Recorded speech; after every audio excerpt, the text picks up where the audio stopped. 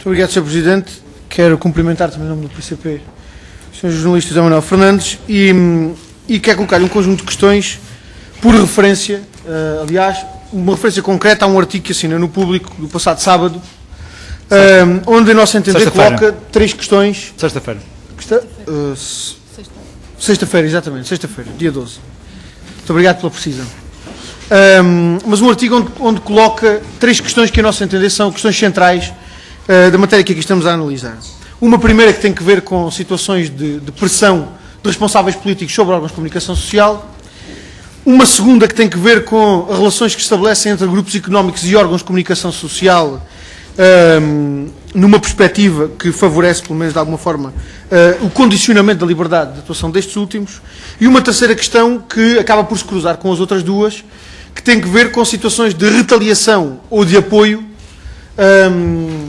a determinados órgãos de comunicação social, a determinado tipo de notícias ou a determinado tipo de informação que é dada, utilizando as situações de dependência económica, quer de órgãos de comunicação social em relação a grupos económicos, quer entre grupos económicos entre si.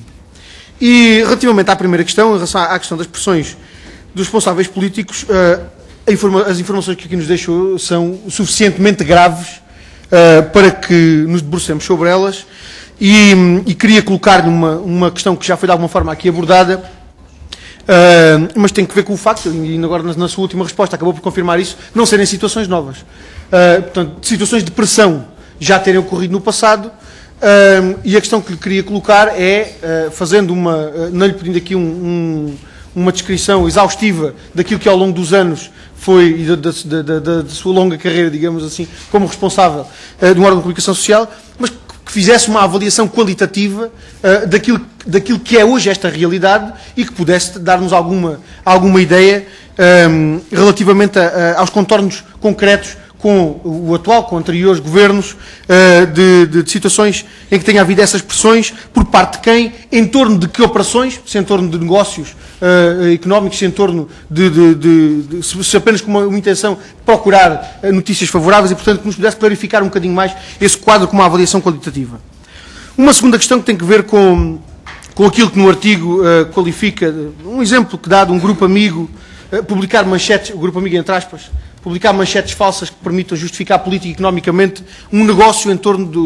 da aquisição de um órgão de comunicação social, situações de apoio financeiro obtidos por órgãos de comunicação social em função de uma determinada orientação, de uma determinada atuação, ou das retaliações, quando não é esse o caminho que é seguido. Gostava de lhe colocar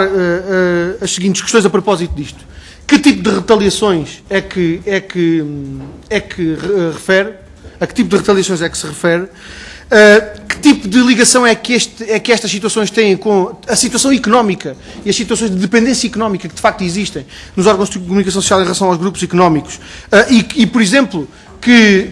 relevância é que tem a publicidade neste aspecto? Se é relevante ou não uma empresa, ou melhor, se o facto de uma empresa ser o principal